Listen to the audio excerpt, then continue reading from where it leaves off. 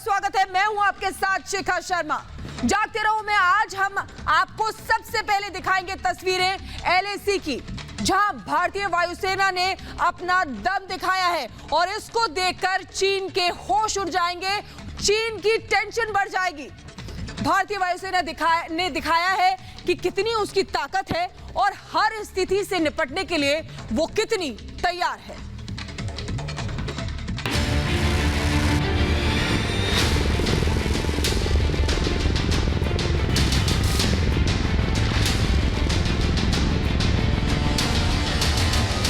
ये तस्वीरें देखकर चीन का चैन छिन जाएगा। भारतीय वायुसेना की ताकत देख दुश्मन की नींद उड़ जाएगी।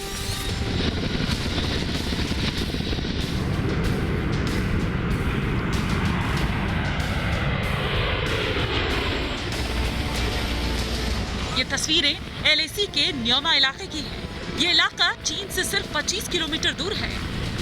चीन भले ही अभी सीमा से पीछे हट गया हो, लेकिन उस पर आंख मूंद कर भरोसा नहीं किया जा सकता। उसकी किसी भी साजिश के लिए हमारी वायुसेना तैयार है। भारत अपनी तैयारियों में किसी तरह की कोई कमी नहीं रखना चाहता।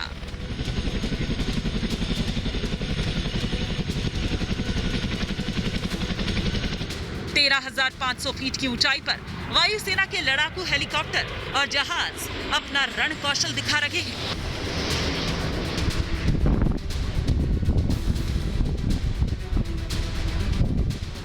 इस दौरान लड़ाकू हेलीकॉप्टर अपाचे का जायजा लिया गया। वायुसेना का अपाचे अटैक हेलीकॉप्टर ने न्योमा में मौजूद दुनिया के सबसे ऊंचे एडवांस लैंडिंग ग्राउंड में से एक में अपनी कम उड़ान संचालन क्षमता का प्रदर्शन किया। जमीन से कुछ ही फीट की ऊंचाई पर उड़ान भरकर अपाचे ने करतब दिखाया।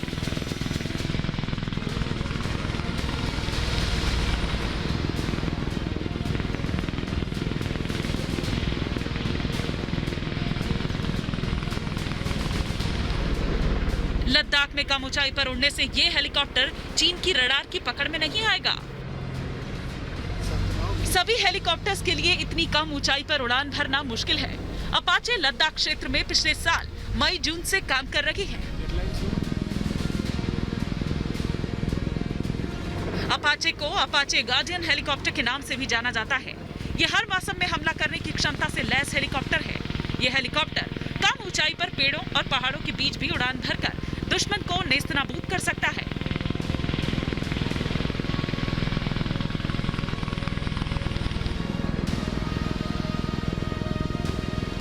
न्योमा एडवांस लैंडिंग ग्राउंड पर चिनूक हेवी लिफ्ट हेलीकॉप्टर से विशेष अभियान चलाने की क्षमता का प्रदर्शन किया गया।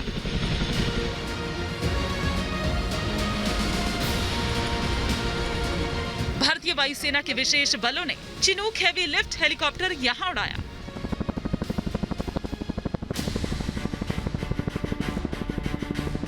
भारी भरकम विमान सुपर हरक्यूलिस भी इस मौके पर मौजूद था। इसका इस्तेमाल किसी भी स्थान पर सैनिक हथियार और माल ढोने के काम में लिया जाता है।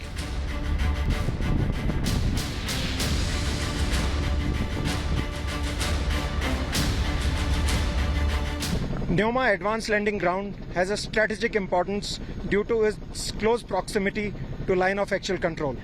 It bridges the critical gap between Leh Airfield and LAC, enabling quick movement of men and material in eastern Ladakh, which overcomes terrain friction. ये इलाका बेहद महत्वपूर्ण है। चीन यहाँ से मात्र 25 किलोमीटर दूर है, इसलिए भारत यहाँ कोई कमी नहीं रखना चाहता। इस तरह के अभ्यास करके दुश्मन को दिखाया गया है कि किसी भी स्थिति के लिए हम पूरी तरह से तैयार हैं। Bureau report, Republic Bharat. और इसी बीच बड़ी खबर आपको बता दें, UNSC को संबोधित करेंगे प्रधानमंत्री नरेंद्र मोदी। इस वक्त की बड़ी खबर आपको बता रहे हैं, UNSC को प्रधानमंत्री नरेंद्र मोदी संबोधित करेंगे। UNSC की बहस की अध्यक्षता करेंगे। खुली बहस होनी है शाम 5:30 बजे, जिसके बाद प्रधानमंत्री नरेंद्र मोदी समुद्री सुरक्षा पर कल यूएनएससी में समुद्री सुरक्षा पर बहस होगी, जिसकी अध्यक्षता प्रधानमंत्री नरेंद्र मोदी करने वाले हैं। इस परिचर्चा का विषय समुद्री सुरक्षा को बढ़ावा रहेगा, अंतर्राष्ट्रीय सहयोग की आवश्यकता ये है।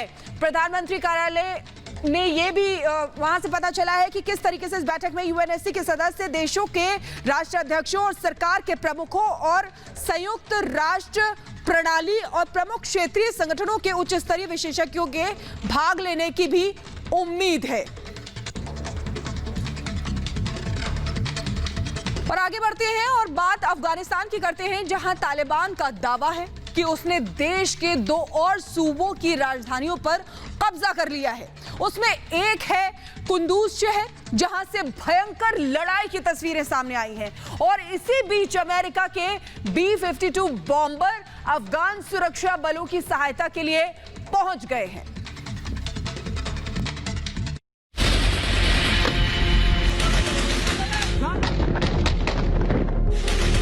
ये तस्वीरें अफगानिस्तान के कुंदूज शहर की हैं। पूरा शहर जंग का मैदान बना हुआ है। कुंदूज प्रांत पर कब्जे की लड़ाई काफी दिनों से चालू है। इसके चलते शहर में जगह जगह तबाही दिख रही है।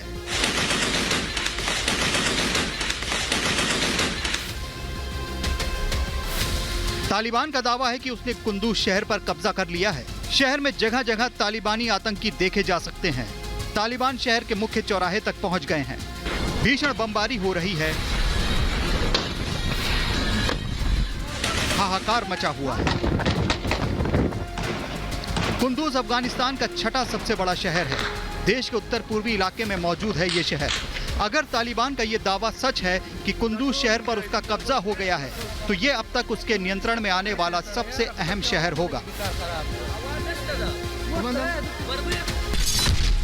कुंदूज में भयंकर जंग। माना जा रहा है कि देश के ग्रामीण क्षेत्रों और कुछ महत्वपूर्ण जिलों का नियंत्रण पहले ही तालिबान के हाथ में आ चुका है। अफगानिस्तान की सेना प्रांतीय राजधानियों और शहरों की सुरक्षा करने में जुटी है। खबर ये भी आ रही है कि कुंदूज शहर के साथ एक और प्रांतीय राजधानी सरय पुल पर भी कब्जा कर लिया है तालिबान ने। हालांकि स्वतंत्र रूप से इसकी पुष्टि नहीं हो पाई है, क्योंकि कुंदूज शहर में तालिबान और सुरक्षा बलों के बीच जबरदस्त जंग जारी है। शहर में गोलियों और धमाकों की आवाज गूंज रही है। तालिबान पर बरसे अमेरिकी B-52 विमान। इस बीच अफगानी सुरक्षा बलों का साथ देने अमेरिकी फाइटर प्लेन भी पहुंच चुके हैं। शनिवार को अमेरिकी वायुसेना ने शेवगन शहर में तालिबानी ठिकानों पर हमला कर दिया। बताया जा रहा है कि वायुसेना के इस हमले में तालिबान को काफी बड़ा नुकसान हुआ और उसके 500 से भी ज्यादा आतंकी मारे गए। इसकी जानकारी खुद अफगानिस्तान के रक्षा मंत्रालय ने दी है। इस हमले में बड़ी संख्या में तालिबान के हथियार और गोला बारूद भी नष्ट हुआ है। शेवगन शहर पर तालिबान काफी तेजी से फैला है। अफगान सुरक्षा बल इस शहर को तालिबान से वापस लेने की पूरी कोशिश कर रहे हैं। अमेरिकी सेना ने हाल के दिनों में अफगानिस्तानी सैनिकों के साथ मिलकर हेरात समेत अफगानिस्तान के कई हिस्सों में तालिबान के ठिकानों पर हवाई हमले किए हैं। इससे तालिबान को काफी नुकसान हुआ है, लेकिन इससे इनकार नहीं किया जा सकता कि कुछ इलाकों में तालिबान बहुत ज्यादा ताकतवर हो चुका है। उसे रोकने के लिए सुरक्षा बल एड़ी चोटी का जोर लगा रहे हैं। Bureau report, Republic Bharat. और जहां जहां तालिबान का राज हो रहा है, आम लोगों की जिंदगी नर्क हो गई है। महिलाओं और बच्चों पर भी जुल्म बढ़ते जा रहे हैं। जिन राज्यों में तालिबान ने कब्जा जमा लिया है, वहां फरमान जारी किया है कि उसके लड़ाके 12 साल से बड़ी लड़कियों और विधवाओं को अपने साथ ले जा सकते हैं।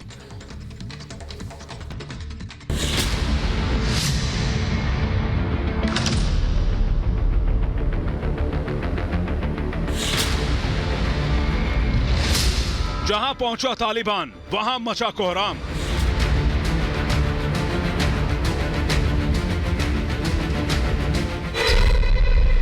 महिलाओं पर तालिबान की गंदी नजर।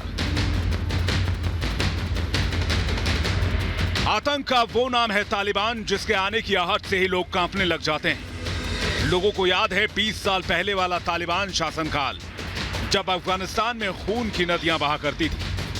आम लोगों पर ऐसे जुल्म होते थे कि सोचकर भी आत्मा कांप उठती है। महिलाओं और बच्चों से भी क्रूरता की हदें पार की जाती थी। एक बार फिर अफगानिस्तान की आम जनता डर के साए में जीने को मजबूर है, क्योंकि जिन इलाकों पर तालिबान का कब्जा हो रहा है वहां हैवानियत बढ़ती जा रही है। तालिबान ने अपने कब्जे वाले राज्यों में अपने कानून लागू कर दिए हैं। इन कानूनों की सबसे ज्यादा मार महिलाओं और लड़कियों पर पड़ रही है। तालिबानी कानून के मुताबिक अगर 12 साल से अधिक उम्र की लड़कियां और विधवा महिलाएं घर के बाहर अकेली दिखी तो तालिबान के लड़ाके उन्हें उठाकर ले जाएंगे। कोई भी महिला बिना किसी पुरुष के घर के बाहर नहीं निकल सकती। यानी तालिबान ने अपने लड़ाकों को आजादी दे दी है कि वो अपनी मर्जी से जब चाहें 12 साल की उम्र से ज्यादा की लड़कियों और विधवा महिलाओं को अपने साथ ले जा सकते हैं। तालिबान ने यह कानून 1996 से 2001 के दौरान भी लागू रखा था, जब तालिबान का अफगानिस्तान पर कब्जा था। अफगानिस्तान में जारी हिंसा की वजह से अभी तक सैकड़ों नागरिकों ने अपनी जान गंवाई। बताया जा रहा है कि अभी तक हिंसा में करीब 1600 नागरिकों की मौत हो चुकी है। देश भर में जारी हिंसा की वजह से बड़ी संख्या में लोग पलायन कर रहे हैं। लाखों लोग अपना घर छोड़कर भाग रहे हैं। Bureau report, Republic Bharat. और इधर यूपी में बड़ी नदियां उफान पर हैं। गंगा, यमुना समेत दूसरी नदियों में लगातार पानी बढ़ रहा है। हालात ये है कि कानपुर हो, प्रयागराज हो या फिर वाराणसी, कई इलाकों में पानी भर गया है।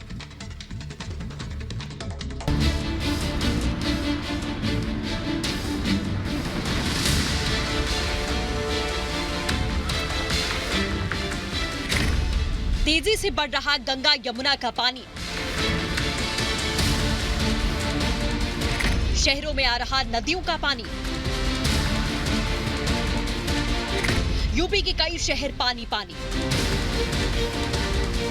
तस्वीरें बनारस की है। यहाँ गंगा का पानी खतरनाक रूप लेता जा रहा है।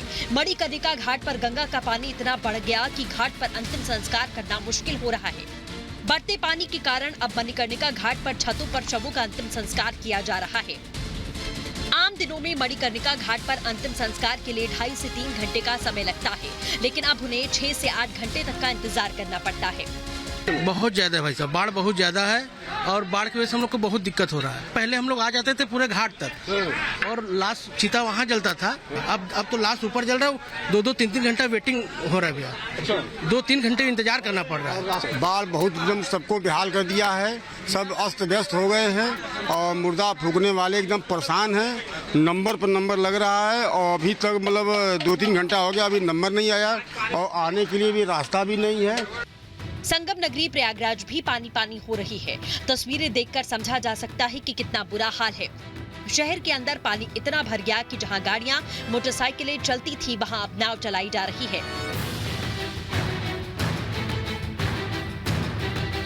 प्रयागराज के निचले हिस्सों का तो बहुत बुरा हाल है। बाढ़ का पानी घरों में घुस गया। लोग अपने घर का सामान बचाने की कोशिश कर रहे हैं। घरों के अंदर पानी में सामान तैर रहा है। 3-4 गांव है, बदरा, सनोटी, ढुलवजवा वगैरह। लगभग 10 से 12 हज़ार की आबादी है यहाँ पे। और यहाँ पे खाने पीने की दिक्कत और लाइट की तो पूरी समस्या है ही है। और पानी लगातार बढ़ रहा है तो अब तो घरों में भी घुसना शुरू हो जाएगा। इसी बांध के आरी बगल का एरिया पूरा पानी से डूबा हुआ है। लोगों को बड़ी दिक्कतें हो रही हैं आने जाने में और खाने पीने की असुविधा हो रही है। लोग परेशान हैं।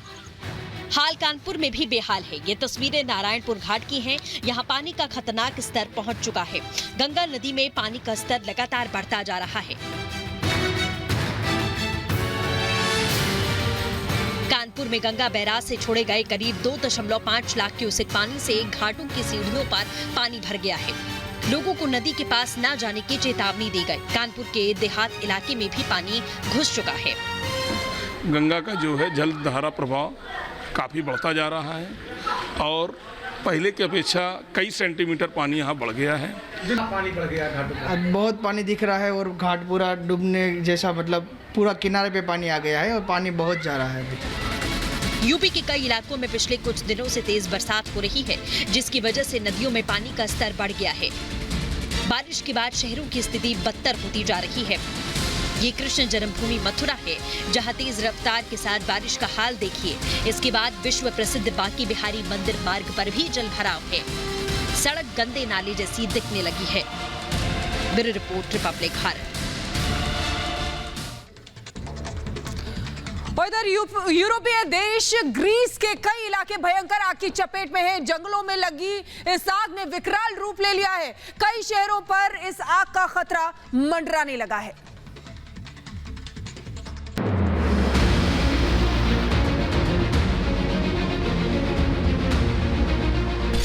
ग्रीस में तबाही की आग।